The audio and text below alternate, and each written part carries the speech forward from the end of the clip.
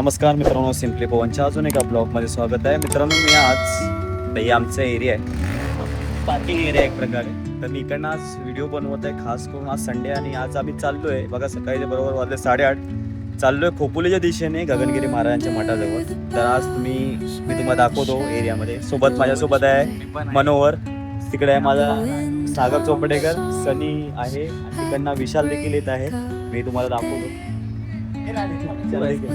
विशाल देखील येते. आणि एक संकेत आहे. तर आम्ही जवळजवळ 6 जणांचे म्हणजे 6 जण आहेत. आम्ही 3 जणांच्या गाडीवर आम्ही आता सगळे चाललेलो आहे. मानपूरवरनं खोपोलीपर्यंतचा मी तुम्हाला प्रवास दाखवतो. वरती आभाळ थोडंसं आलेलं आहे मित्रांनो, तर पाऊस देखील आहे. तरी आपण पाहूया जाताना. मी तुम्हाला सगळ्या संपूर्ण दर्शन या ब्लॉगच्या माध्यमातून दाखवतो. तोपर्यंत चॅनलवर नवीन असेल तर नक्की सबस्क्राईब करा.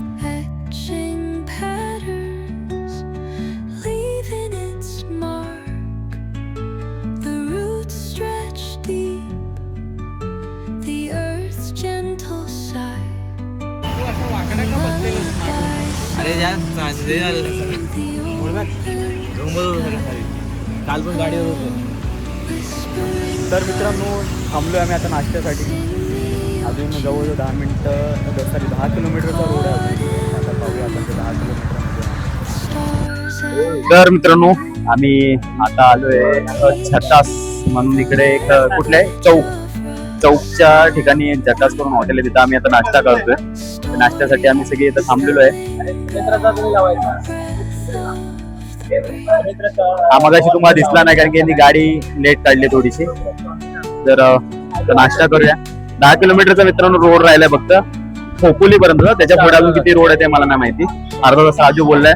आणि आम्ही आज गाईड सोबत आणलाय आमचा सागर चोपडेकर, जो छान असा गाईड करायला आपल्याला संपूर्ण तुम्हाला काय ते गगनगिरी महाराजांचा संपूर्ण इतिहास तुम्हाला तिकडे सांगत.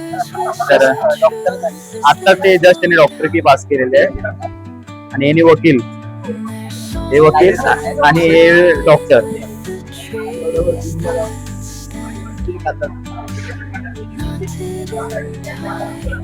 मिसळ पाव आणि आम्ही मागवल्यात काय मसाला डोसा आणि साधा डोसा.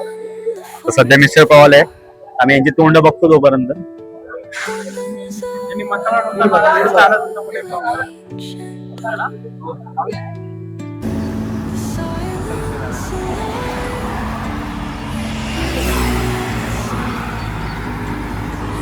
तर मित्रांनो, आम्ही उभे मुंबई पुणे ओल्ड एक्सप्रेस वेला आहे. आणि यावेळी आम्ही चाललो थोडे 10 मिनिटावर जायला बघतो.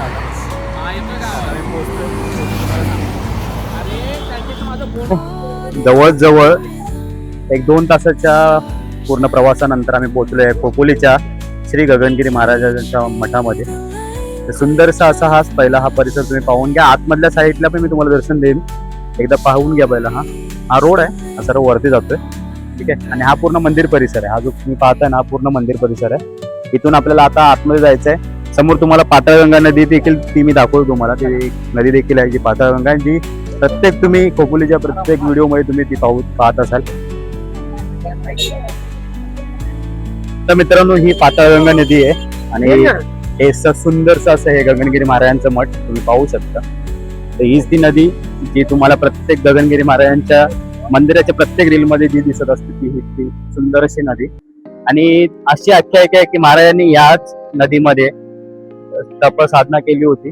आणि याच्यामध्ये त्यांना माशांनी म्हणजे म्हणतात ना, माशांनी त्यांच्या पायाला इजा केली होती. त्याच्यामुळे अशी एक आख्यायिका आहे. आणि हे ते सुंदर असं हे मंदिर मित्रांनो पाहू शकतात.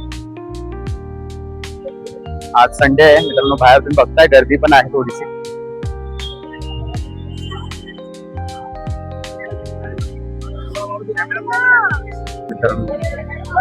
पाहताय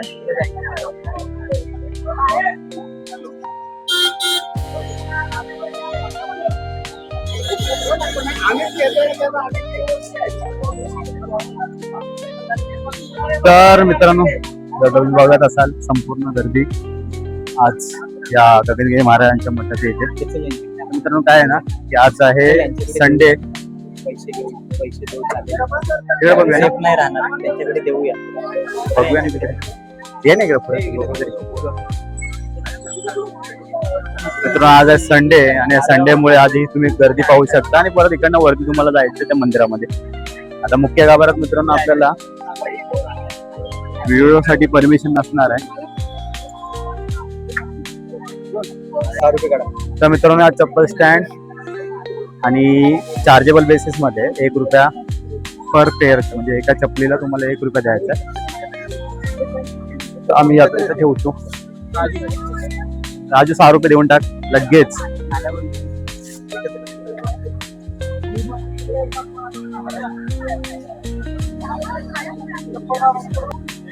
महाप्रसाद सकाळी 10, दुपारी 1:30.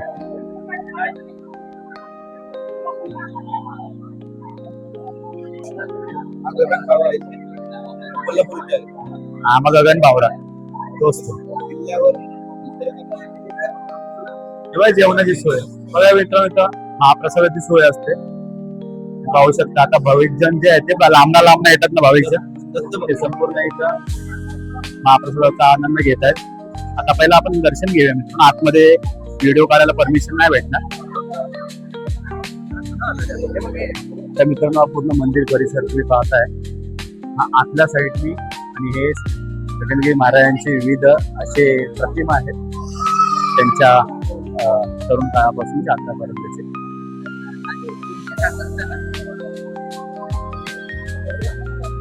तर मित्रांनो काही याच्या आख्यायिका आहेत त्या आपण नंतर पाहूया, कारण की आता सध्या आपण पहिलं दर्शन घेऊया, नंतर आख्यायिका ज्या काही आहेत त्या आपण तुम्हाला मी ब्लॉगच्या माध्यमातून नक्कीच सांगेन.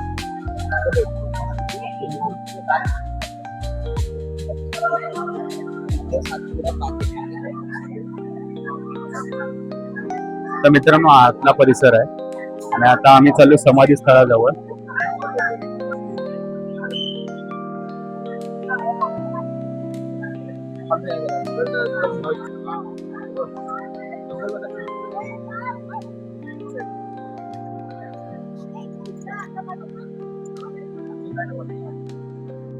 आतमध्ये आहे ना ते चिखल असेल सगळा तो.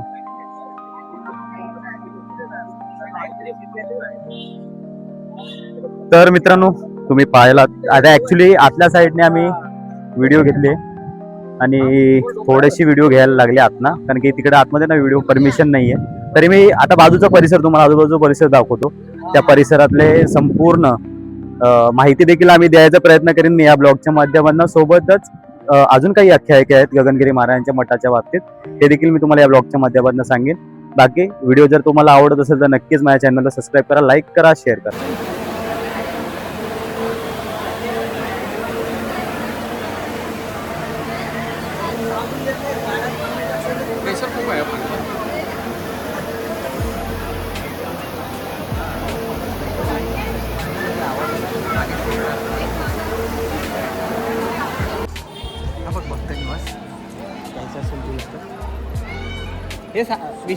तर मित्रांनो हे भक्त निवास आहे. भक्त निवासाची देखील इथं सोय आहे. म्हणजे जर तुम्ही स्टे करायचं असेल, तुम्हाला समजा तुम्ही बाहेर नाही येऊन स्टे करायचं, ते चार्जेबल बेसिसवर असेल कदाचित, ते आतमध्ये जाऊन तुम्हाला चार्जेस समजतील. बाकी हे संपूर्ण मंदिर आहे, समोर आहे समाधी स्थळ. बाकी मोफत वैद्यकीय तुम्ही उपचार ते देखील. तर मित्रांनो मंदिराच्या हा बाजूच्या रोडने आता हे वरच्या साईडला जो आम्ही चाललोय ना, तर त्या ठिकाणी महाराजांनी ज्या गुहेमध्ये ध्यान साधना केली होती त्या गुहेच्या दिशेने आम्ही चाललोय सध्या.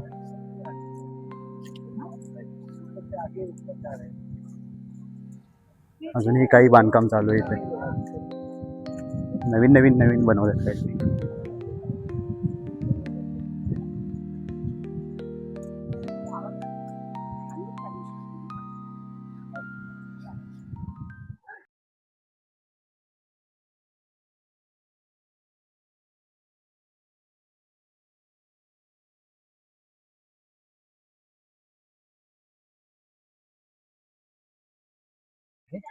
आपण सर्वांनी मिळून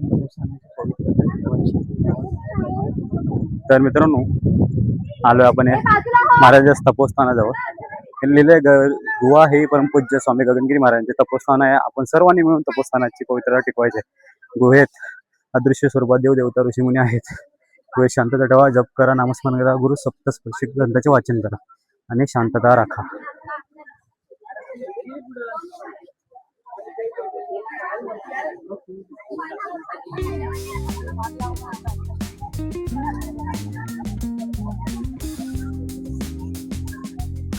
मित्रांनो गुहे शांतता ठेवा सांगण्यामागचं कारण असं आहे कारण की गुहा ही जपस्थानासाठी दिलेली आहे. तिथं महाराजांनी स्वतः जप केली होती, त्याच्यामुळे ते स्थान शांत असावं असं त्यांनी आपल्याला सांगितलेलं आहे. आणि तुम्ही तुमची इच्छा मनोकामना इथे येऊन नामस्मरण करू शकता आणि आपले तुम्ही तुमच्या इच्छा मनोकामना इथे सांगू शकता.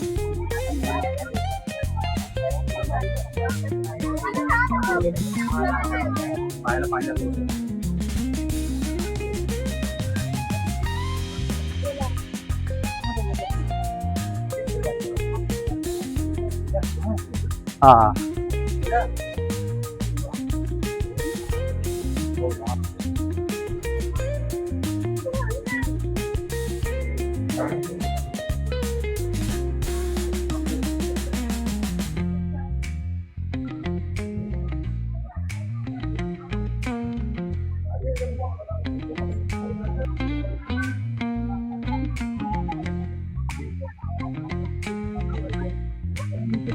तर मित्रांनो सध्या संध्याकाळ म्हणजे दुपारच्या वाजले 12:30 आणि आम्ही सध्या आता इथल्या ज्या वरती गुफेवर जाणारा रोडला आहे ना तिथं स्वतः थोडासा विसावा घेतलेला आहे.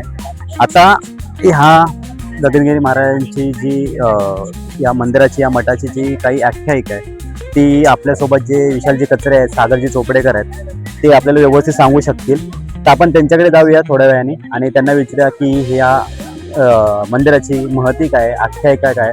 सोबत मनोहर देखील आहे. त्या मनोहरनी आम्हाला इकडे रोडनी रोड त्यालाच माहिती होता 2 व्हीलरचा, त्या पद्धतीने तो घेऊन आलाय. तर तो देखील आपल्याला इकडची काही माहिती त्याकडे आहे ते देखील सांगेल. आता या ब्लॉगच्या माध्यमातून मी तुम्हाला इकडे का सांगतोय कारण या ब्लॉगच्या माध्यमातून तुम्हाला सगळी इकडची जी माहिती आहे, तुम्हाला इकडे आजूबाजूचे परिसर आहेत ते तुम्ही फिरू शकता, ते तुम्हाला कव्हर करता येतील, तुम्हाला समजतील. आणि वरती ध्यान साधण्याचं देखील जागा आहे, तिकडे मी तुम्हाला व्हिडिओ दाखवलेला आहे. तर त्या सगळ्या संपूर्णता परिसराची तुम्हाला माहिती आता आम्ही आमच्या पद्धतीने सांगतो. त्याच्यामध्ये समजा मित्रांनो काही जर राहून गेलं किंवा एखादी चुकीची माहिती दिली तर ती कृपया करून इग्नोर करा, की कारण की आम्ही देखील कुठून ना कुठून ऐकून ती तुम्हाला माहिती देतो. नमस्कार, रामकृष्ण हरी. आम्ही आज गगनगिरी महाराजांच्या मठ खोपोली रायगड येथे आलेले आहोत. आणि प्रामुख्याने सांगायचं तर गगनगिरी महाराजांचं कार्य हे आध्यात्मिक क्षेत्रामध्ये फार मोठं आहे, तसेच निसर्गाच्या बाबतीत सुद्धा महाराजांनी फार मोठं कार्य केलेलं आहे. प्रामुख्याने आज सुट्टी असल्यामुळे आम्हाला अचानक आदल्या दिवशी आम्ही ठरवलं की आपण गगनगिरी महाराजांच्या मठात जायचं आहे. गगनगिरी महाराजांचं मूळ गाव मांडवे असून ते पाटण तालुक्यातील आहे. 1906 साली त्यांचा जन्म झाला आणि 2008ला त्यांनी ह्या खोपोली येथील ह्या मठामध्ये त्यांनी जे नामस्मरण असेल किंवा इतर काही गोष्टी असतील, पर्यावरणपूरक काम असेल, त्यांनी ते केलं आणि इथेच त्यांनी ती समाधी घेतलेली आहे. दत्तभक्त आणि ज्या पद्धतीने या ठिकाणी आपण पाहू शकतो की निसर्गरम्य वातावरण आहे आणि बरेच लोकांचा ओढा या ठिकाणी आहे. आणि आम्ही या ठिकाणी येत असताना आम्ही महाराजांची येथील गुहा आहे तिथे त्यांनी नाम जपाचा एक मोठा मूलमंत्र दिला आणि मूलमंत्र देत असताना पाहिलं की किती तरुण पिढी इथे येण्याचा ओढा मोठा आहे आणि नामस्मरणाच्या माध्यमातून एक वेगळी शक्ती आहे. अध्यात्माच्या मार्गावरती का गेलं पाहिजे. आपण धकाधकीच्या आयुष्यात बघतोय, पाहतोय, प्रत्येकाला एक मानसिक स्ट्रेस आहे, तणावाचं आयुष्य प्रत्येकजण जगतोय. पण इथे आल्यानंतर एक रिलॅक्सेशन आहे, एक शांतता आहे की प्रत्येकाने जपली पाहिजे. अशा पद्धतीने महाराजांचे बरेच ठिकाणी मठ आहेत, पण ते जलसाठ्याचे ठिकाणी आहेत, पर्यावरणपूरक ठिकाणी आहेत. त्याचं उत्तम उदाहरण म्हणजे आपण कोल्हापूरमधील गगनबावडा या ठिकाणी आहे. आणि मला असं वाटतं की प्रत्येकाने एकदा तरी आपल्या धकाधकीच्या आयुष्यातून अशा मठांच्या ठिकाणी भेट दिली पाहिजे, जेणेकरून माणसाला एक शांततेचं आणि आपल्या आयुष्यात आपण काय बघतोय किंवा आपण पैसा, प्रसिद्धी ह्याच्या पाठी जे धावत असतो त्याच्या पलीकडे जाऊन म्हणून आपण माणूस म्हणून एकदा तरी ते भेट दिली पाहिजे. आम्ही ज्या परिसरात राहतो शिवनेरी नगर परिसरामध्ये आज अचानकपणे आमची मित्रमंडळी आहेत त्यांची भेट झाली, कारण ते कोणालाही न सांगता किंवा कुठलाही गाजावाजा न करता इथे एक सहकार्य करण्याच्या भूमिकेतून इथे काम करतात, कारण ते सुट्टीच्या दिवशी आपला फावला वेळ काढून इथे आपलं सहकार्य करत असतात. तर मला असं वाटतं की प्रत्येकाने आपला वेळात वेळ काढून जिथे कुठेही असे मठ आहेत तिथे जाऊन एक हा निसर्ग पर्यावरणपूरक असेल किंवा प्राणी असतील, पक्षी असतील, आपण इथे पाहतोय त्याचा आपण मनमुराद आनंद घेतला पाहिजे आणि आपला वेळ थोडा त्यासाठी या अध्यात्मासाठी दिला पाहिजे. धन्यवाद. तर मित्रांनो, जे आपण इथं गगनगिरी महाराजांच्या मठाजवळ आलेलो, खूपच छान असा अनुभव आहे आणि माझ्यासोबतच माझे जे मित्रमंडळी त्यांना देखील छान असा अनुभव आला. त्यांना विचारूया की इकडे कसं वाटतंय ते. सागरजी, आपला अनुभव सांगा. नमस्कार. आज मी इकडे आलो तेव्हा मला गगनगिरी महाराजांचा मठ म्हणजे पहिलं मला डोळ्यासमोर आलं की निसर्गरम्य ठिकाण आणि अध्यात्म याचा एक मस्त की सांगड घालून ठेवलेलं एक असं का चित्र डोळ्यासमोर आलं. बोललो काहीतरी बघण्यासारखं असेल बोललो. आणि खरंच इकडे मस्त की मंदिरासोबत एक छोटीशी नदी पाताळगंगा, त्याच्यासोबत पाठी डोंगर, त्याच्यासोबत मोठ्या त्यांनी तिकडे नामस्मरण केलेले अशा गुहा तिकडे, आणि त्या ठिकाणी जाऊन खूप छान वाटलं. सोबत होते मित्र वगैरे हे सगळे. काय मला असं वाटलं नव्हतं की एवढं काय होऊ शकतं, पण जो अनुभव आला तो मस्त होता आणि छान. रामकृष्ण आहे. इकडे येऊन आम्हाला खूप असं चांगलं वाटलं आणि आम्ही वरती निघालो तेव्हा आम्हाला एक असा वेगळा आनंद बघायला भेटला की जिथं आम्ही रानामध्ये कधी आम्ही मुंबईच्या एवढ्या दगदगीच्या ह्याच्यामध्ये आम्ही एवढं चाललो नव्हतो. आज आम्हाला एवढं खालपासून आम्ही वरती जे आम्ही निसर्गाच्या रम्यामध्ये आम्ही चालत आलोय, तर आम्हाला इथे एवढं येऊन निसर्गरम्य एवढं सुंदर वातावरणामध्ये आम्हाला एवढं प्रफुल्लित झालंय की आम्ही इथं वरती येईपर्यंत आम्हाला एवढा थकवाही नाही, ध्यानस्थ झालो. त्याच्यामध्ये आम्हाला खूप असा आनंद आला. आमचा थकवा पूर्ण निघाला त्याच्यामध्ये आणि आम्ही पूर्णपणे पुन्हा आता रिफ्रेशमेंट मध्ये आम्ही खाली चाललेलो आहोत. आम्ही आता थोडा विश्राम करतोय आणि आम्ही पुन्हा आमच्या मार्गस्थाला लागणार आहोत. माझा अनुभव आहे तो अप्रतिम आहे. सो गाईज, मी एवढंच सांगेन की आमच्या पवनच्या चॅनलला सबस्क्राईब करा, लाईक करा आणि शेअर करा. हाय हॅलो नमस्कार, मी विशाल. आज माझ्यासोबत माझे सहकारी मनोज आहे, सनी आहे आणि सागर आहे, पवन पांचाळ आहेत आणि हे संकेत शिरसाट आहेत. आणि आम्ही आहे एका निसर्गरम्य वातावरणामध्ये. बॅक कॅमेरा स्टार्ट कर पवन मित्र प्लीज. आपण मागचा जो व्ह्यू आहे तो बघायचा, आपल्याला सोडायचा नाही. लवकर आणि अशा पद्धतीने तुम्ही एक डोंगर पाहू शकता, दऱ्या पाहू शकता आणि निसर्गाचं मूर्तिमंत उदाहरण तुम्ही पाहू शकता. सदर ठिकाण आहे खोपोली, गगनगिरी महाराजांचा मठ आणि आपण आलेलो आहे गगनगिरी महाराजांच्या मठामध्ये आपण आलेलो आहोत. आपण पाहू शकता किती मोठ्या प्रमाणामध्ये भक्त भाविक आलेले आहेत आणि आज रविवारचा दिवस आहे. तर मित्रांनो, आम्ही जे हे धावतोय ना, ऍक्च्युली हा उतार आहे त्याच्यामुळे तो धावपळ होते जास्त. आणि कुठेही न थांबता 2-2.5 किलोमीटर आम्ही वॉकिंग करतोय. शहराच्या धकाधकीच्या धावपळीमध्ये, त्या जीवनामध्ये तणावमुक्त होण्यासाठी उत्तम उदाहरण म्हणजे आपलं हे रायगड जिल्ह्यातील खोपोली आणि गगनगिरी महाराजांचा मठ. ते आपण पाहू शकता. अत्यंत खूप छान पद्धतीने मेंटेन डायरेक्ट उतार आहे, डायरेक्ट असा आहे. आणि अशा पद्धतीने जर महाराष्ट्रातले ज्या विविध पर्यटन स्थळ आहेत ती जर डेव्हलप केली तर त्याला एक उत्तम रूप लोकांसमोर जाऊ शकतं आणि लोकांचा पर्यावरणाकडे बघण्याचा दृष्टिकोन बदलू शकतो. माझ्यासोबत माझा सहकारी मित्र सागर चोपडेकर आहे. चॅनलचं नाव आहे मित्रांनो, याचं पण युट्यूबचं चॅनल आहे. याचं पण युट्यूब भटकंती सागर, असा भटकंती त्यांनी सगळे केलेले असे काही बुडवून म्हणजे घरी काहीतरी महत्वाचं काम सांगून ते फिरत असतात. असे आमचे सहकारी मित्र सागर भाऊ काय सांगाल, तुमचा अनुभव शेअर करा. चला, जस्ट तुम्ही पीएचडी केल्याबद्दल तर मित्रांनो त्याचा देखील व्हिडिओचा म्हणजे युट्यूबचा चॅनल आहे, त्याला देखील तुम्ही सबस्क्राईब करा. भटकंती सागर. आता त्यांनी म्हणजे आतापर्यंत नव्हता पण तो आताच काढला त्यांनी असं समजा. आणि सागर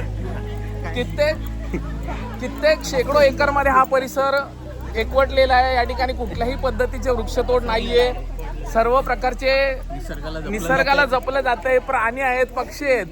हे अशा पद्धतीने जर प्रत्येकाने या निसर्गावरती प्रेम केलं तर निसर्ग आपल्याला भरभरून देणार आहे. त्यासाठी आपण निसर्गाला चांगल्या पद्धतीने मेंटेन केलं पाहिजे. हा संदेश प्रत्येकामध्ये गेला पाहिजे. व्हिडिओ एडिटर सागर चोपडेकर सोबत, व्हिडिओ जर्नलिस्ट सागर चोपडेकर सह Pavan Panchal, Shivner YouTube channel simply Pavan. आणि सोबत जे दोन आहेत ते पवनचे आपले ते आले.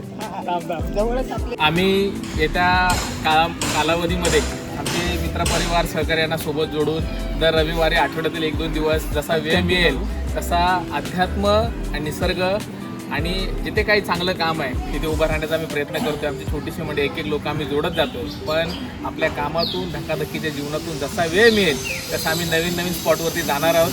सिम्पली पवन चॅनलच्या माध्यमातून तुम्ही आम्हाला पाहणार आहात याची नोंद आपल्याला घ्यायची आहे. हा सागर चोपडेकरांचा आणि आमचे सहकारी इतिहास अभ्यासक सागर चोपडेकर आपल्या सोबत असल्यामुळे काही कुठल्या अभ्यासाची गरज नाहीये. नेक्स्ट व्हिडिओ जे असतील नंतरची ते सागरच्या चॅनलवर आणि त्यांच्या चॅनलचं नाव असेल भटकंती सागर. भटकंती सागर. पटका साहेब चला. तर मित्रांनो पाहिला तुम्ही, तर मित्रांनो मी जसं तुम्हाला मगाशी पण सांगितलं, तो तुम्ही जेव्हा म्हणजे तुम्ही इकडे आहे ना दोन देवस्थान एका टायमिंगला तुम्ही करू शकता. आता आम्ही केलेलं आहे गगनगिरी महाराजांचं मंदिर मठ म्हणू शकतो तुम्ही. त्यानंतरचं आम्ही तुम्ही इथनं पुढे ना माझ्या पाठीमागच्या साईडला तुम्ही पाहत असाल खंडाळा घाट आहे. तर खंडाळा घाटातून साधारणतः 15 किलोमीटरवर एकविरा देवस्थान आहे. तर मित्रांनो तुम्ही एकविरा देवस्थान देखील करू शकता.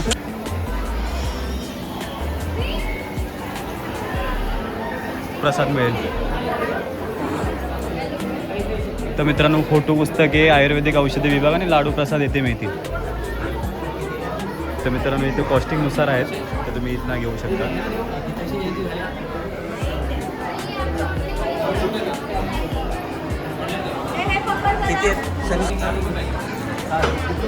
घे ना.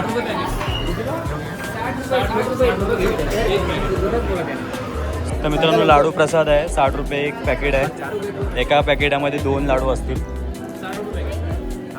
सोबत आहे मित्रांनो शिलाजीत वगैरे बाकी सगळ्या गोष्टी आहेत. चॉकलेट आहेत.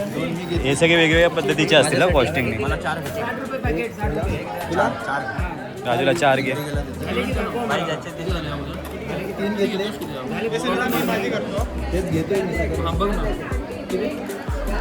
मी तुला 60 करणार. राजूचे 4 झाले. संकेतचे किती आहेत? संकेत तुला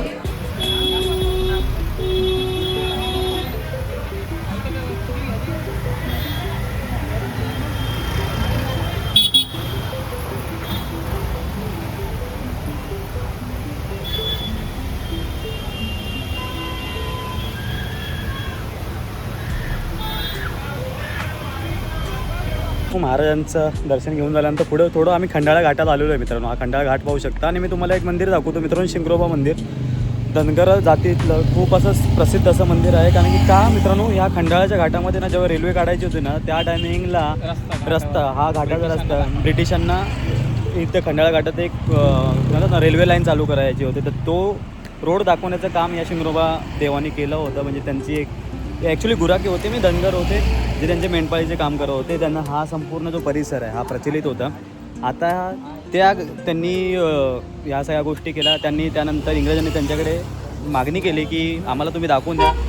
जसं इंग्रजांना जे गोष्टी भेटल्या ना म्हणजे म्हणतात ना की काय बोलू शकतो विशाल, त्यांनी विचारलं होतं की तुम्हाला तुम्ही जो रस्ता दाखवला त्याबद्दल तुम्हाला काय पाहिजे. तर त्यांनी पहिला प्रश्न केला की माझ्या देशाला स्वातंत्र्य पाहिजे. ही त्यांची भूमिका होती. ते असं बोलल्याच्या नंतर ब्रिटिशांनी त्यांच्यावरती गोळ्या छाटल्या आणि त्या पद्धतीने त्यांनी दिलेले योगदान आहे. आज त्याला बलिदान दिलं. मिसिंग लिंकला शिंगरोबा धनगर यांची नाव देण्याची मागणी होते. तर ते नाव देण्यामागचं खरं कारण म्हणजे त्यांनी केलेला देशप्रेमी त्याग सगळ्यात मोठी इतिहासातली क्रांती आहे. जो हुतात्मे होते त्याने आपल्या पद्धतीने लढण्याचे प्रयत्न केले आणि इतिहासातलं पान शिंगरोबा धनगरांचं नाव कधीही विसरणार नाही. त्यांनी काय केलेलं कार्य हे असंच अजरामर चालू राहिलं आणि त्यांच्या स्मृतिप्रित्यर्थ फाटक यांनी बांधलेलं हे मंदिर आहे ते आपण इथे या ठिकाणी पाहू शकतो. तर आमच्या पवनच्या जे त्याचं नाव चॅनलचं नाव आहे सिम्पली पवन. त्याला तुम्ही लाईक करा, शेअर करा आणि सबस्क्राईब करा. महत्वाची गोष्ट आहे न विसरता.